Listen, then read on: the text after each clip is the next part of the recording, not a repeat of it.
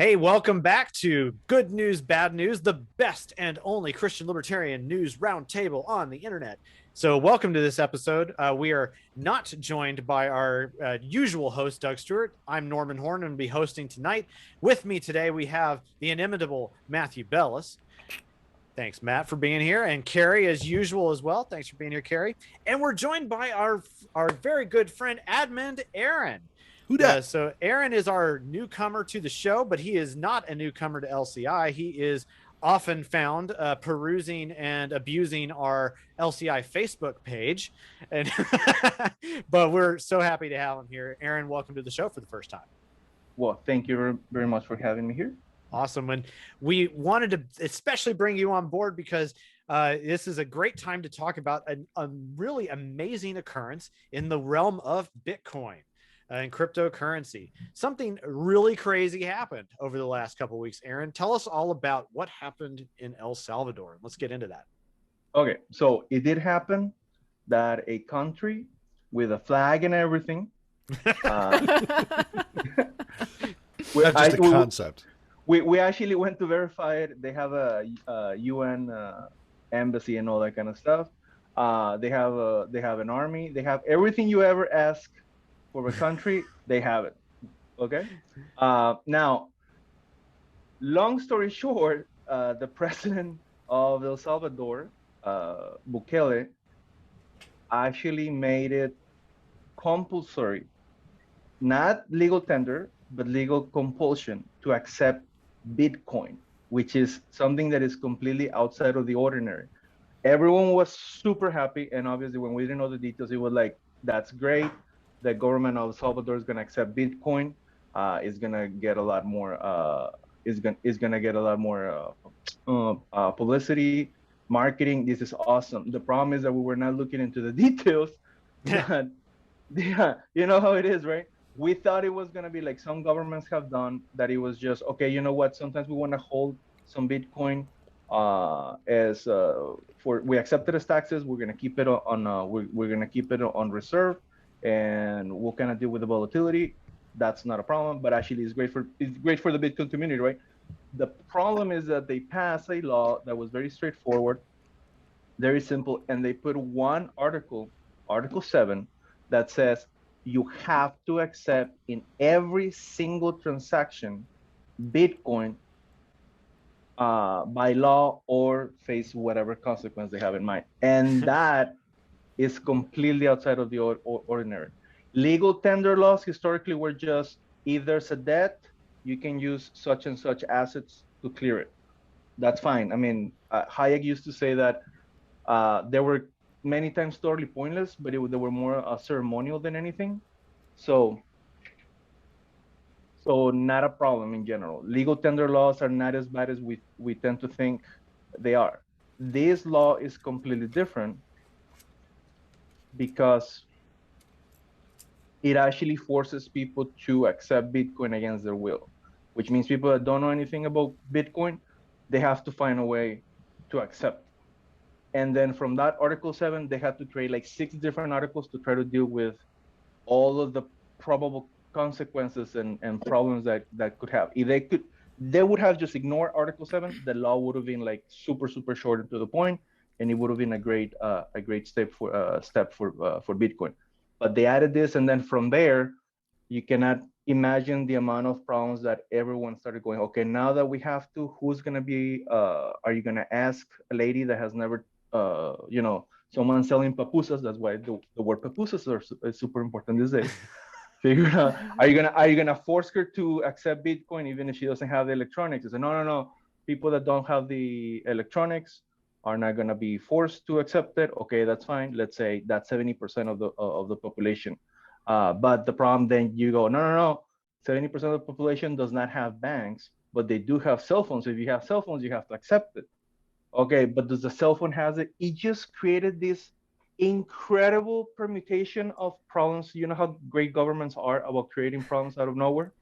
All because they added one article that says you have to accept Bitcoin whether you want it or not. So they did the unnecessary thing, and it's actually going to make it a bit more of a boondoggle than a worthwhile endeavor. everyone's So going crazy. So You know, perhaps Go ahead. Norman. oh, so perhaps the lesson for all the other countries that inevitably will listen to this show, take our advice. Please. Don't make it compulsory like this. Even though we're super pro Bitcoin around here, maybe it's a bad idea to play with Article 7s like this. Yeah, don't ever put Article 7 there. So basically, Elon Musk, having most of his wealth in Dogecoin, is now in El Salvador just a homeless janitor. Yeah, pretty much. Yeah. Okay. Yeah. Also, there, putting all silliness aside, there is a little bit of a matter here, though, that is strange and confusing, and something that really needs to be dealt with. Aaron, what are pupusas? That's actually complicated too. That's complicated too. How do you describe it? I don't know how to describe. I've eaten them before, but I have no clue how to describe them.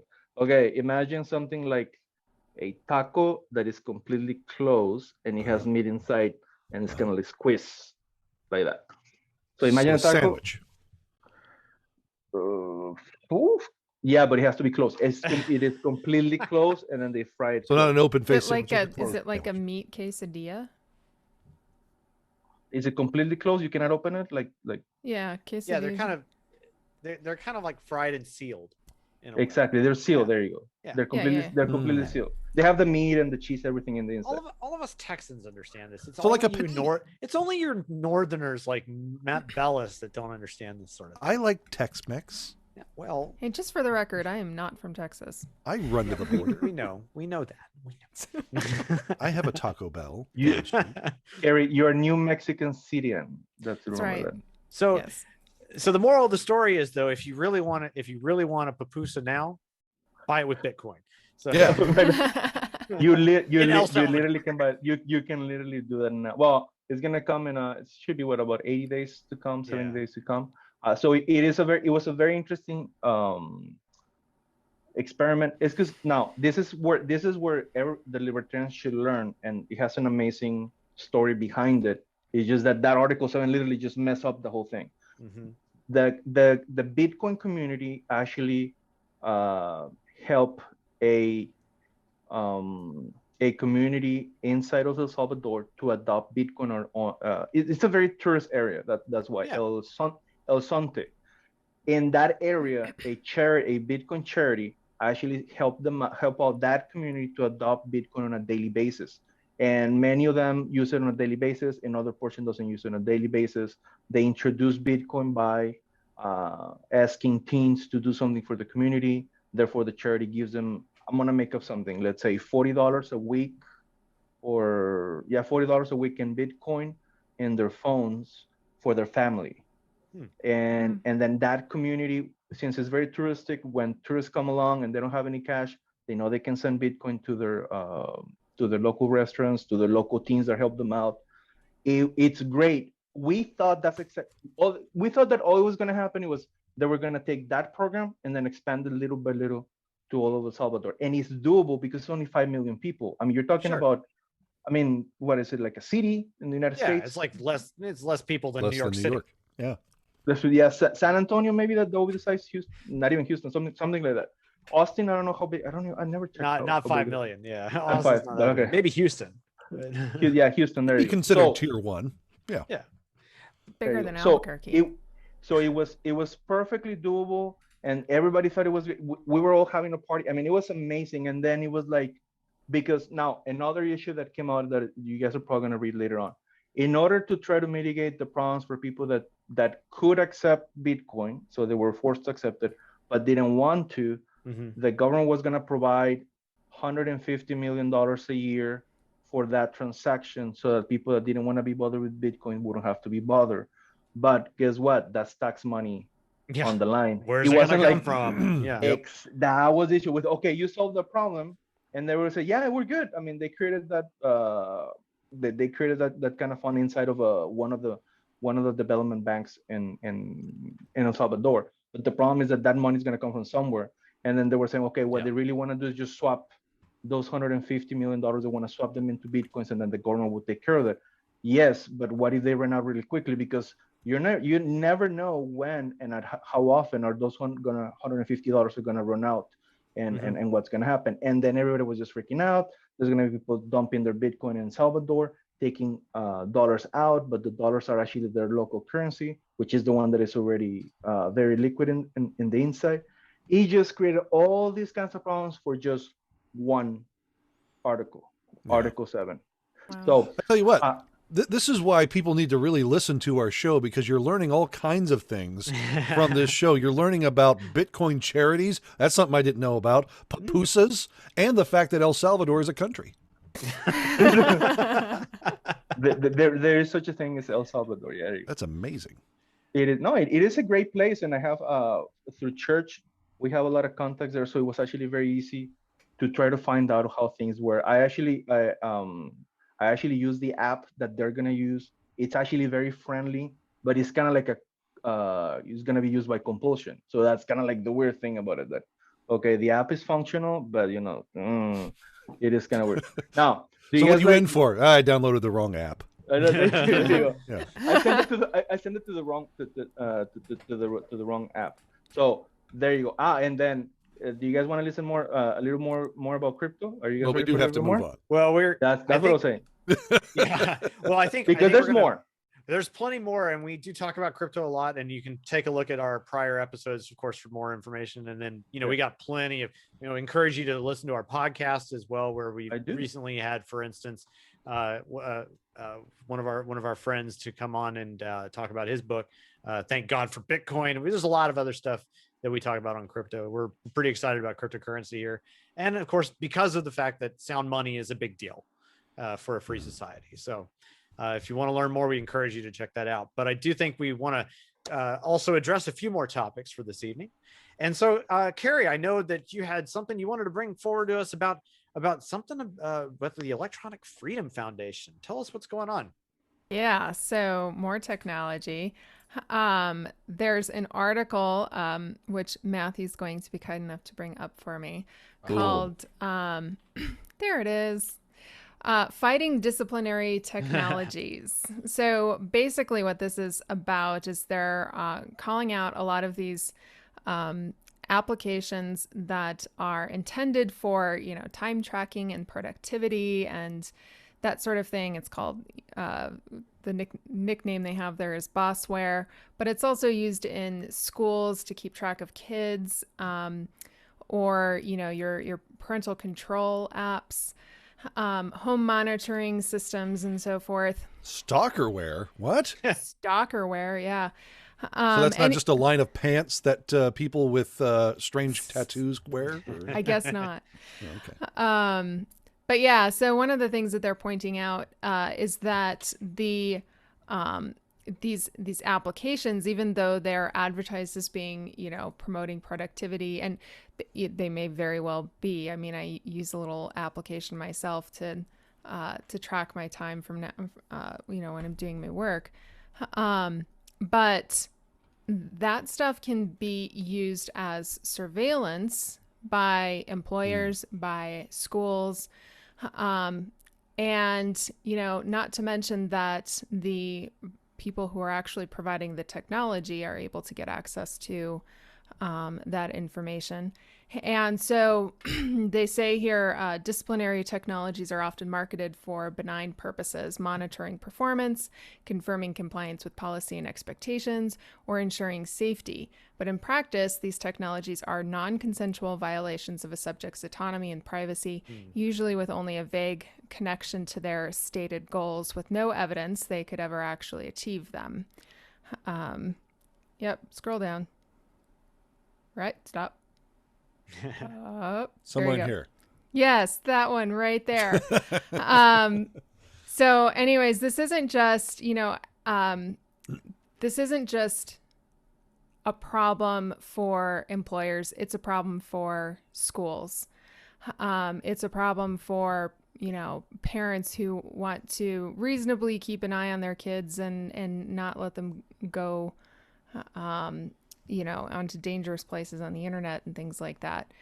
But there seems to be no respect for privacy. And of course, I'm not advocating here, and I don't know what the Electronic Frontier Foundation is advocating as a solution. But certainly part of the libertarian solution is public knowledge of this and public consent and being aware that this technology is out there and being willing to say, no, I don't consent to this. I'm not going to do this. The technology was developed there. So for sure. anyways, that was the article I wanted to bring up. Isn't the biggest thing that we've seen lately on this kind of thing on a massive scale is coming out of China? Yeah. In terms of what they call what is it, social equity or something? Well, social scoring. Social scoring. Excuse me. Yes. Yeah. So this definitely creates some groundwork for that sort of thing too, which is definitely much more nefarious. I mean, if your productivity czar is idolizing Xi Jinping, it's a bad thing, just so you know. Yeah. Yep. So it's interesting because even goodness, for 20 years we've heard about pieces of software that you could put on your computer to where you could say monitor your kids' usage of the internet and make sure they're not hitting up porn sites and whatnot. Yeah. Right. But this is like getting to the point of a little excessive. Stalkery even. Yeah. Well, yeah. Stalkerware. And it teaches, like, for example, with the parental control apps, that not only teaches your children not to, learn discernment on the internet because they know that wherever they go, it's going to be, it's going to be acceptable, right? So they don't have an opportunity to, bump into something that is a conversation starter that they need to have a conversation with their parents about. Plus it demonstrates that you don't actually have that measure of trust in your kids, and all we're doing is manufacturing that whole idea that somebody else needs to keep you safe and keep you monitored and make sure that you're not getting into trouble. And of course, if you go to the wrong place, then guess who's in trouble? It's you. It's not, oops, you went to the wrong site. So, from multiple perspectives, this stuff is dangerous and has to be curtailed. We need to, in my opinion, start thinking more about privacy again, because that's kind of gone away quite a bit. There is something to be said, though, because as we grow in our technology and our usage of it, that we tend to just accept violations of privacy to a certain extent, and that has morphed and changed over time. I mean, basically, if you said to somebody in the 80s, hey, I'm going to put a microphone and a video camera in your pocket wherever you go, and you're going to like it, where the FBI could track you and watch you, they would probably lose their minds. But now we're pretty okay with it. And, the World Economic Forum is now saying that we're not going to own property and we're going to like it. So how are we getting there? Like, that's creepy. Yeah, that is a little creepy. So I'm not there yet. So yeah. Thank you for this article and the good people at F. Yeah, EFF is a good organization. They're a bit of a mixed bag sometimes, but they're good to keep track of and to become aware of these types of privacy issues and whatnot. Yeah. So do pay attention to them and see what they have to say from time to time. It's a good idea. All right. Well, thank you, Kerry, for bringing that to our attention. We turn now to the world of food. Yes. As I love food and I love all things trucks and I love things celebratory, but what I don't love is anti-Semitism. So let me just get that out of the way right now. All righty then. As he eats his classic Hydrox cookie. I mean, this is good. We need to get a sponsorship going. Hydrox, if you're watching, I love you. I don't know if these guys love you, but I don't know. We'll talk about that later. I still have questions about such a product. Such a product name, but yes. But it is really weird though to see kind of strange forms of racism popping up in the strangest of places. Yes. And that was something kind of a particular note in Pennsylvania. So what's been going on, Matthew? What a strange web of strange anti-Semitism we weave sometimes. Yeah. Where outrage has erupted over an Israeli food truck who was uninvited from a Philadelphia event just down the street from me, next to the Taco Bell. The Taste of Home event was absolutely canceled because of a controversy surrounding these people, the Moshe Philly truck. They were uninvited from this food festival that was planned in Philadelphia, where they get together, and especially after COVID, everybody's ready to have fun and finally go to food trucks again. Go to food trucks again, meet people, swap spit, and press the flesh. So it's really a great kind of time to come together. Israeli food truck was uninvited, though, primarily because, get this, the Palestinian food truck was not able to be there.